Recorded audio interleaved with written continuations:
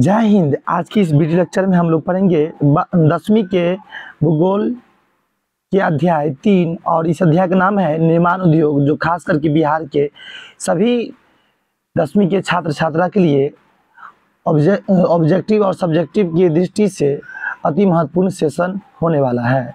तो वीडियो की शुरुआत करते हैं और देखते हैं इसके सभी थ्योरी को। बारी बारी से हम लोग इस अध्याय के थ्योरी को पढ़ते हैं।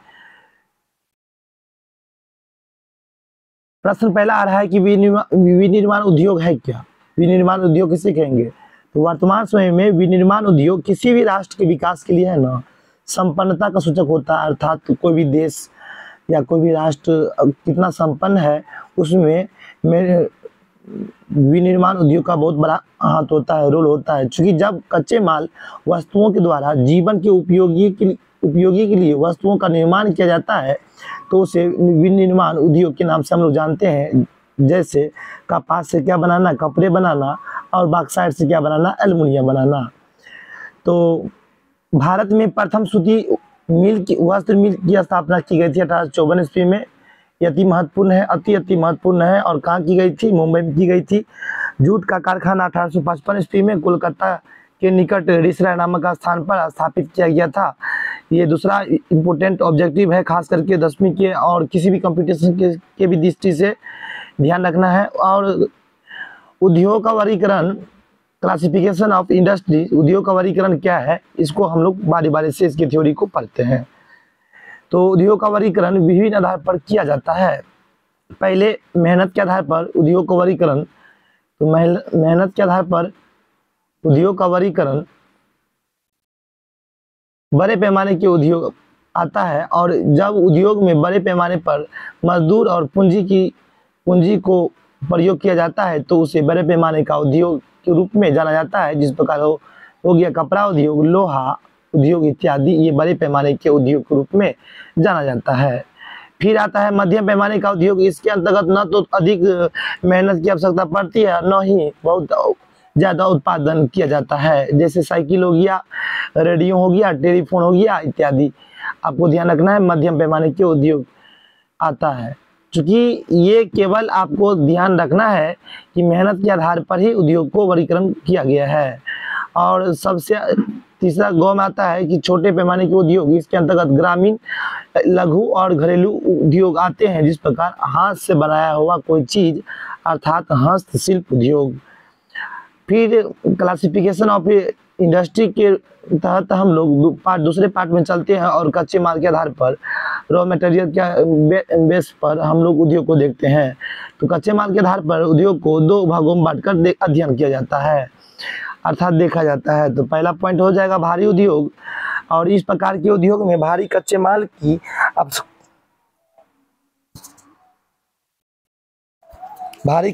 आवश्यकता होती है। जैसे हो गया लोहा हो गया, इस्पात हो गया इत्यादि, आपको ध्यान रखना है। और उस दूसरा पॉइंट आ रहा है कि हल्के उद्योग क्या है। तो इस प्रकार के उद्योग में हल्के कच्चे माल का उपयोग किया जाता है। जिस प्रकार हो गया सिलाई मशीन, इलेक्ट्रॉनिक उपकरण इत्यादि। फिर आता है स्वामित्व के आधार पर उद्योग। तो स्वामित्व के आधार पर उद्योग के रूप में हम लोग सबसे पहले सार्वजनिक उद्योग पढ़ेंगे। और सार्वजनिक उद्योग के अंतर्गत भारी और आधारभूत उद्योग प्रकार के उद्योग को शामिल किए जाते हैं।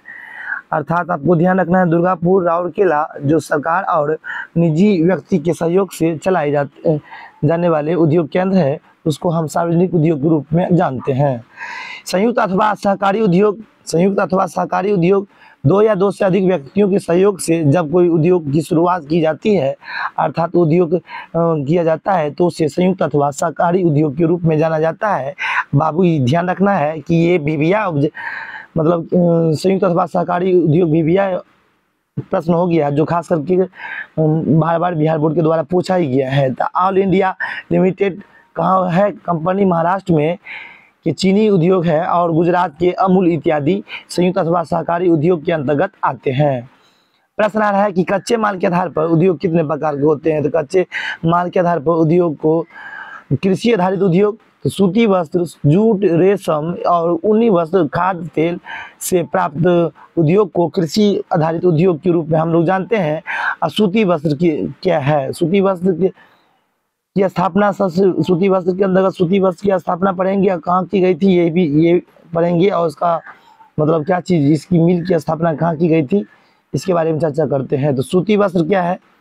भारत के आधुनिक एवं पहली सूती मिल की स्थापना की गई थी ना 1818 ईस्वी में कोलकाता के निकट फोर्ट ग्लास्टर नामक स्थान पर किया गया था, लेकिन यह कुछ समय के बाद चल न सका। तो उसके बाद है सो इसके बाद क्या होता है, 1854 ईस्वी में काबस जी डाबर, नाना भाई डाबर के द्वारा क्या किया गया था, मुंबई में सूती वस्त्र की मिल की स्थापना की गई थी, इसलिए मुंबई को सूती वस्त्र की मिल की राजधानी के रूप में हम लोग जानते हैं, अर्थात कॉटन पॉलिश सिटी के रूप में हम लोग जानते हैं। भारत में सूती वस्त्र की मिलें महाराष्ट्र में हो गया, सोलापुर हो गया, पुणे, नागपुर, औरंगाबाद तथा जलगांव में सूती वस्त्र की मिल भारत में स्थापित किया गया है। फिर आता है जूट या पटसन उद्योग। जूट या पटसन उद्योग क्या है? तो जूट उद्योग की दृष्टि से विश्व में भारत का स्थान कौन है? बांग्लादेश के बाद दूसरा स्थान पर आता है, और भारत में जूट के 77 कारखाने स्थापित किए गए हैं, अर्थात 77 कारखाने भारत में जूट के हैं। ऊनी वस्त्र उद्योग क्या है? तो इसका केंद्र महाराष्ट्र, हरियाणा, पंजाब, उत्तर प्रदेश, गुजरात और राजस्थान है, और इसके अलावा लुधियाना, अमृतसर और सूती वस्त्र का प्रमुख मतलब क्या केंद्र है, ये बात आपको ध्यान रखना है। फिर आता है पश्मीना ऊन क्या है? तो इसे विशेष प्रकार की बकरियों के बालों से तैयार किया जाता है, और यह बहुत ही नरम और मुलायम होता है, और इस प्रकार की बकरियां जम्मू कश्मीर के पर्वतीय क्षेत्र भागों में देखने को मिलती है, अर्थात पाई जाती है। अंगूरा का ऊन खरगोश के रोए से प्राप्त होता है, ये अति महत्वपूर्ण है, इसको याद कर रख लेंगे आप लोग। रेशम वस्त्र क्या है? भारत में आरंभ से रेशम से बने वस्तुओं के उत्पादन के लिए विश्व प्रसिद्ध है। इसका प्रमुख केंद्र कर्नाटक, बेंगलोर और बेलगांव है। कृत्रिम धागा को पेट्रो रसायन के द्वारा तैयार किया जाता है, और नायलॉन, पॉलिस्टर इत्यादि कृत्रिम धागा के उदाहरण के रूप में जाना जाता है। चीनी उद्योग क्या है? तो भारत संसार में गन्ना का सबसे बड़ा उत्पादक देश है, और 1903 ईस्वी में बिहार के सारण जिले के मढ़ौरा में चीनी मिल की स्थापना की गई थी। फिर प्रश्न आ रहा है उपभोक्ता उद्योग क्या है? तो यह एक ऐसा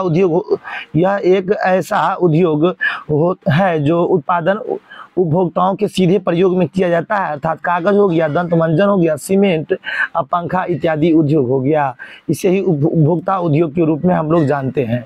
खनिज आधारित उद्योग क्या है?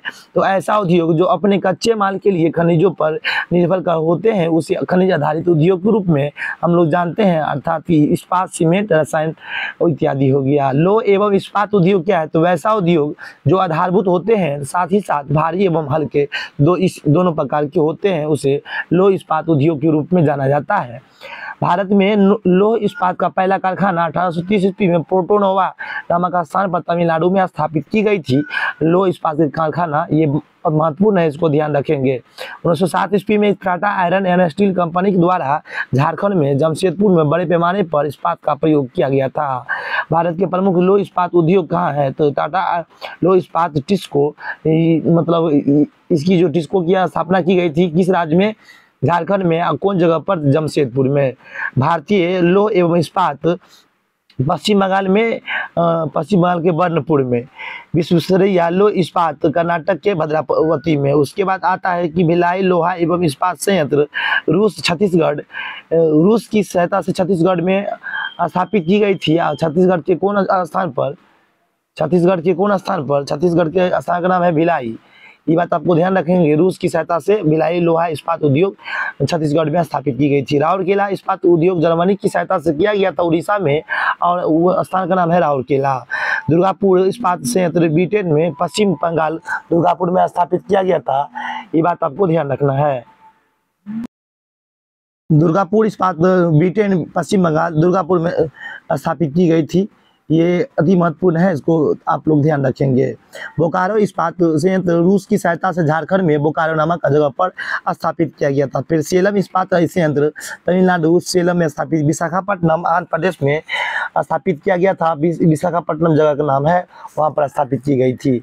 फिर आता है विजयनगर इस्पात संयंत्र कर्नाटक में स्थापित किया गया था, उस जगह का नाम है विजयनगर। जमशेदपुर को भारत का वर्मीघम के रूप में जाना जाता है। एल्युमिनियम उद्योग भारत का दूसरा उद्योग के रूप में जाना जाता है। एल्युमिनियम की विशेषता, यह लचीला होता है, हल्का होता है, जंगरोधक होता है, उष्मा विद्युत का सुचालक होता है। प्रयोग, एल्युमिनियम का प्रयोग हवाई जहाज बनाने में, बर्तन के तार बनाने में इत्यादि में किया जाता है। उड़ीसा, पश्चिम बंगाल, केरल, उत्तर प्रदेश इत्यादि एल्युमिनियम इत्यादि क्षेत्र में एल्यूमिनियम पाया जाता है। फिर आता है तांबा। भारत में सबसे पुराना तांबे की खान राजस्थान की खेतरी नामक स्थान पर स्थापित की गई थी, ध्यान रखेंगे। अभी भी वहां पर तांबा की विशेष रूप से पूरे भारत में सबसे ज्यादा तांबा यहीं से प्राप्त होती है। तांबा से पीतल, कांसा, जर्मन सिल्वर, रोल गोल्ड, जो अष्ट धातु इत्यादि मिश्रित धातु बनाई जाती है। रासायनिक उद्योग क्या है? तो रासायनिक उद्योग का देश के आर्थिक विकास में महत्वपूर्ण स्थान होता है और भारत के कार्बनिक अथवा अकार्बनिक उद्योग भारत में पाए जाते हैं। कार्बनिक उद्योग और अकार्बनिक प्रकार के उद्योग भारत में पाए जाते हैं। कार्बनिक उद्योग है क्या? इसका प्रयोग कृत्रिम रेशे, रबड़, प्लास्टिक की वस्तुएं बनाने में किया जाता है और कार्बनिक इसका प्रयोग रंग, गोंद इत्यादि को बनाने में किया जाता है। उर्वरक उद्योग में भारत का पहला उर्वरक संयंत्र 1924 ईस्वी में रानीपेट, तमिलनाडु में स्थापित की गई थी और उर्वरक का राज हो गया गुजरात, तमिलनाडु, पंजाब, उत्तर प्रदेश इत्यादि उर्वरक का राज हो गया। भारत विश्व का सबसे बड़ा सीमेंट उत्पादक देश है और सीमेंट उद्योग का कच्चा माल के रूप में चूना पत्थर, कोयला और एल्युमिनियम आता है। भारत का पहला सीमेंट उत्पाद संयंत्र 1904 ईस्वी में चेन्नई में स्थापित की गई थी। ये अति महत्वपूर्ण है, इसको ध्यान रखेंगे। भारतीय रेल, इंडियन रेलवे को 16 अप्रैल 1853 ईस्वी में मुंबई से थाने पहली बार भारत में ट्रेन चली थी। 16 अप्रैल 1853 ईस्वी में मुंबई से थाने 34 किलोमीटर 34 मिनट में, और इसमें 14 डिब्बे थे लेकर के यात्री 389 यात्री सवार थी। किसके शासनकाल में चली थी ट्रेन? लॉर्ड डलहौजी के शासनकाल में ट्रेन चली थी। भारतीय रेलवे को 17 जोनों में बांट करके 17 मुख्यालय में या जोनों में बांट करके, क्षेत्रों में बांट करके देखा गया है। वाराणसी में डीजल चालित रेल इंजन के बनाने का कारखाना स्थित है। मुंगेर जिला के जमालपुर में रेलवे का वर्कशॉप स्थित है, जो एशिया का सबसे पुराना रेलवे वर्कशॉप स्थित है। मोटर कार उद्योग, त्रिपहिया स्कूटरों के निर्माण में भारत का स्थान पूरे विश्व में पहला स्थान है। मारुति उद्योग दिल्ली के गुड़गांव, हरियाणा में स्थित है। महिंद्रा एंड महिंद्रा नासिक में स्कॉर्पियो तथा बोलेरो का निर्माण करती है। Tata nano car company Gujarat में सस्ती कार बनाती है। वायुयान उद्योग में इसका नियंत्रण भारत सरकार के अधीन रहता है और इस उद्योग का पहला कारखाना 1940 ईस्वी में हिंदुस्तान एयरक्राफ्ट लिमिटेड के द्वारा बेंगलोर में स्थापित की गई थी। भारतीय वायुयान का प्रयोग इंडियन एयरलाइंस और भारतीय वायुसेना के द्वारा किया जाता है। प्रमुख औद्योगिक केंद्र बेंगलोर, कानपुर, नासिक आंध्र प्रदेश और हैदराबाद में वायुयान उद्योग के केंद्र है। वहीं पर वायुयान से संबंधित सभी सामान उपकरण बनाए जाते हैं। सूचना प्रौद्योगिकी, इंफॉर्मेशन टेक्नोलॉजी क्या है? तो इस उद्योग को ज्ञान आधारित उद्योग के नाम से भी जाना जाता है और इसके अंतर्गत ट्रांजिस्टर से लेकर के टीवी, टेलीफोन, अंतरिक्ष उपकरण इत्यादि का निर्माण किया जाता है। उसे ही सूचना प्रौद्योगिकी केंद्र के रूप में हम लोग जानते हैं। सूचना प्रौद्योगिकी केंद्र के रूप में जानते हैं। सूचना प्रौद्योगिकी केंद्र का मुख्यालय, प्रमुख क्षेत्र कहाँ है? बेंगलोर, मुंबई, दिल्ली, हैदराबाद, चेन्नई, कोलकाता इत्यादि। सूचना आईटी, इंफॉर्मेशन टेक्नोलॉजी का प्रमुख केंद्र माने जाते हैं। बेंगलोर को इलेक्ट्रॉनिक नगर, वेलिकन सिटी और सिलिकॉन वैली के रूप में हम लोग जानते हैं। ये अति महत्वपूर्ण है बाबू, आपको ध्यान रखना ही पड़ेगा। खिलौना उद्योग, निर्माण उद्योग भारत में काफी लोगों को रोजगार प्रदान करती है और खिलौना उद्योग कहाँ भारत में पाया जाता है?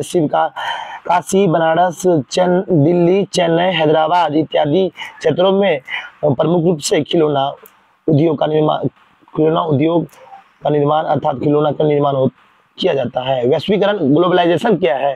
वैश्वीकरण का अर्थ होता है देश की अर्थव्यवस्था को, किसी देश की अर्थव्यवस्था को विश्व की अर्थव्यवस्था के साथ जोड़ना। अर्थात इंडिया की अर्थव्यवस्था को अमेरिका से, रूस से, जापान से अगर जोड़ा जाता है, अर्थात एक देश की अर्थव्यवस्था को अलग अलग देश की अर्थव्यवस्था के साथ अगर जोड़ा जाता है तो इस प्रक्रिया को जब विश्व के अन्य देशों के बिना प्रतिबंध, बिना किसी रुकावट के टेक्नोलॉजी और व्यापारिक आदान प्रदान किया जाता है ना, तो इसे ही वैश्वीकरण के रूप में हम लोग जानते हैं, अर्थात ग्लोबलाइजेशन के रूप में हम लोग जानते हैं। निजीकरण है क्या? तो जब किसी देश के अधिकतर उद्योग के स्वामित्व एवं नियंत्रण, उसके प्रबंधन किसी निजी क्षेत्र के अंतर्गत करता है, तो इस प्रक्रिया को ही निजीकरण के रूप में हम लोग जानते हैं।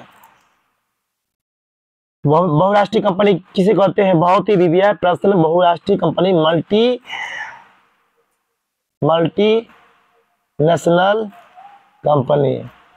मल्टी नेशनल कंपनी ऐसी कंपनी जो किसी देश में स्थित मुख्यालय से अन्य को देशों के उत्पादन एवं सेवाओं का नियंत्रण करती है, उसे बहुराष्ट्रीय कंपनी के नाम से हम लोग जानते हैं। अर्थात मतलब अमेरिका में रह करके और विश्व के अलग अलग देशों में जो कोई company Coca Cola, Thums Up और किसी प्रकार के प्रोडक्ट का वितरण करता है, लेकर के सभी देशों में अपना प्रोडक्ट को भेजता है और वहां से मुनाफा कमाता है, तो इस प्रकार की कंपनी को हम लोग क्या कहेंगे? बहुराष्ट्रीय कंपनी कहेंगे। कार्बन मोनोऑक्साइड CO को दम घोटू गैस के रूप में हम लोग जानते हैं। ये बात अति महत्वपूर्ण है, इसको ध्यान रखेंगे। सबसे महत्वपूर्ण प्रश्न है, भोपाल गैस त्रासदी 3 दिसंबर 1984 ईस्वी में भोपाल में घटी थी और भोपाल एक फैक्ट्री का नाम था यूनियन कार्बाइड। मिथाइल आइसोसाइनाइड नामक गैस का रिसाव हुआ था। 15,000 से अधिक लोगों की इसमें जान चली गई थी। ये अति महत्वपूर्ण है, इसको आप ध्यान रखेंगे। पहला प्रश्न इस प्रकार है, विनिर्माण उद्योग से आप क्या समझते हैं? कच्चे माल या सामानों के द्वारा जब जीवन से संबंधित वस्तुएं तैयार की जाती है, तो इस प्रकार के मतलब कि निर्माण को विनिर्माण उद्योग के रूप में हम लोग जानते हैं। सार्वजनिक और निजी उद्योग में अंतर क्या है? वैसे उद्योग जिसका संचालन सरकार स्वयं करती है, सार्वजनिक उद्योग कराती है, दुर्गापुर हो गया, भिलाई हो गया इत्यादि। और वैसा उद्योग जिनका स्वामित्व किसी एक व्यक्ति या संस्था के पास होता है, तो इस प्रकार के उद्योग को हम लोग निजी उद्योग के रूप में जानते हैं। उद्योग के स्थानीयकरण के 3 कारक क्या है? तो उद्योग के स्थानीयकरण के 3 कारक हो गए आपको, अनुकूल सुलभता, अनुकूल जलवायु और मानवीय कारक। उद्योगकरण के स्थानीयकरण के 3 कारक है। कृषि आधारित उद्योग और खनिज आधारित उद्योग के अंतर को स्पष्ट करने के लिए बोल रहा है। कृषि आधारित उद्योग के अंतर्गत आता है सूती वस्त्र, चीनी उद्योग, चाय उद्योग इत्यादि कृषि आधारित उद्योग के रूप में जाना जाता है। और उसके बाद खनिज आधारित उद्योग के अंतर्गत आपको ध्यान रखना है, लोहा इस्पात उद्योग खनिज आधारित उद्योग के अंतर्गत आते हैं। स्वामित्व के आधार पर उद्योग को उदाहरण सही व्याख्या करने के लिए बोला जा रहा है। स्वामित्व के आधार पर उद्योग को 2 उदाहरण है। पहला हो गया सार्वजनिक उद्योग। सार्वजनिक उद्योग इससे पहले विदित है, जानकारी आपको है कि सार्वजनिक उद्योग के अंतर्गत आता है दुर्गापुर, राउरकेला, भिलाई। सार्वजनिक प्रकार के उद्योग के रूप में जाना जाता है। और सहकारी उद्योग के रूप में जब उद्योग में 2 या 2 से अधिक व्यक्ति का सहयोग किया जाता है ना, तो उसे सहकारी उद्योग कहते हैं। इस प्रकार मतलब क्या, गुजरात के अमूल इत्यादि कंपनी। तो मिलते हैं बहुत जल्द अध्याय 4 परिवहन, संचार एवं व्यापार को लेकर के। तब तक अगर आप हमारे इस चैनल पर पहली बार आए हैं और चैनल को सब्सक्राइब नहीं किए हैं, तो इसी प्रकार की वीडियो लेक्चर को प्राप्त करने के लिए और जो है सो बहुत ही बेहतरीन कंटेंट को प्राप्त करने के लिए, थ्योरेटिकल पॉइंट को प्राप्त करने के लिए आप जो है सो चैनल को सब्सक्राइब कर लेंगे, ताकि आपको आगे जितने भी 10th के और किसी भी सब्जेक्ट को लेकर के मैं वीडियो बनाकर लाऊंगा, तो आप तक नोटिफिकेशन पहुंच सके। जय हिंद, जय भारत।